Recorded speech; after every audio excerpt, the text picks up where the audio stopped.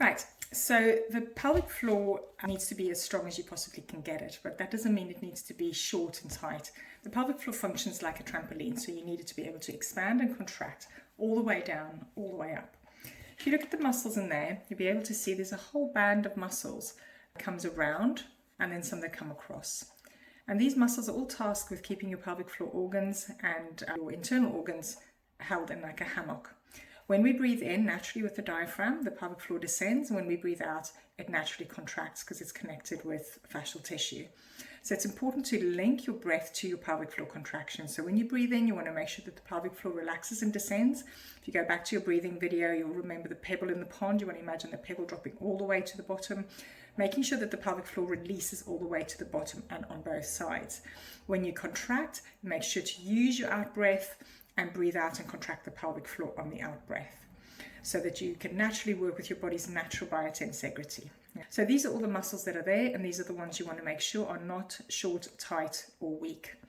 Now you can go and have a little feel for yourself how a contraction feels, and this is the best way to get yourself better at this. You pop your thumb in, hook it over the side, do a contraction. You should feel a significant lift of your thumb as you do that contraction on the out breath. You can then try and hold a bit at the top as you breathe out, and hold for up to 10 seconds and release. Make sure you're coming all the way down to 0 on the in breath. You can do 10 quick ones. Imagine you've got a ping pong ball in your vagina that you're dropping down onto the floor and catching, so it's a nice quick strong movement. Not to worry about the breath on that one, just let it drop and contract. And then you can do some coordination work where you come up maybe to level 3 out of 10, come up to level 6 out of 10, level 9 out of 10, see if you can come back down to 6, see if you can come back down to 3, and control that movement at any movement going up or coming down, because it's as important for your pelvic floor to go up as it is to come down. So that's an important exercise you can do. Now what I would recommend is that you download something like the Squeezy app by the NHS, and that will remind you 3 times a day to do your exercises, and also give you an idea if you're keeping track of those, how well you're doing them, how often you're doing them.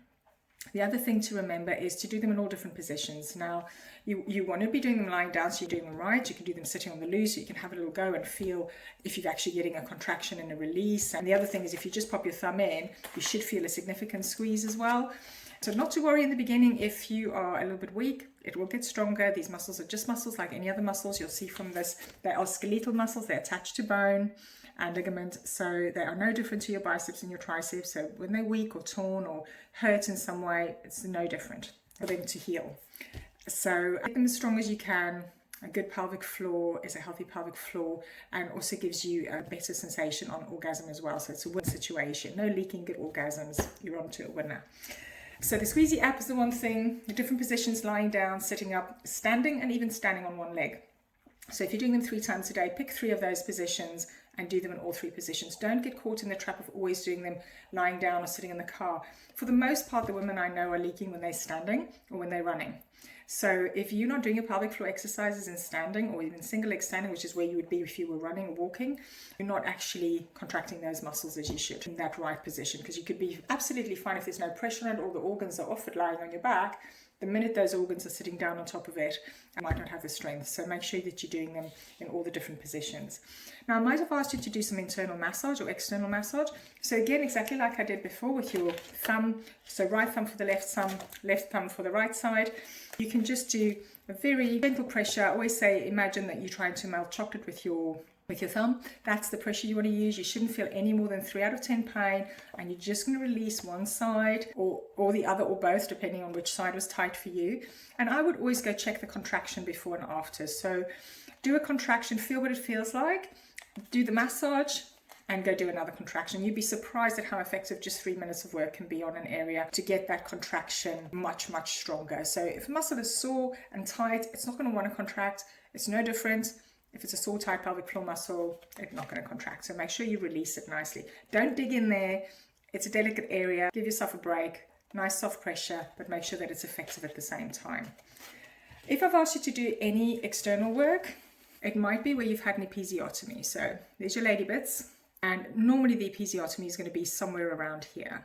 This is one of the easiest things to treat and also one of the most uncomfortable things during intercourse if it's not being treated. So oftentimes around the scar, even if it's healed really well, there'll be a little bit of muscle spasm, just a little bit of protective muscle spasm there. So all you can do is come and have a little prod around it. Again, remember that chocolate melting with your thumb pressure. Feel for tightness. Feel if the scar feels a little bit sticky and it's stuck to the tissues underneath, and just release. Nice soft pressure and even gliding and sliding.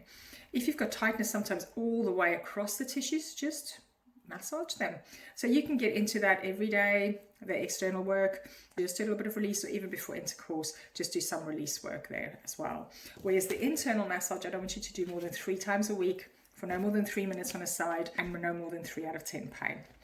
So remembering, breathing in, breathing out, pelvic floor has to go all the way up, all the way down. That's your key thing.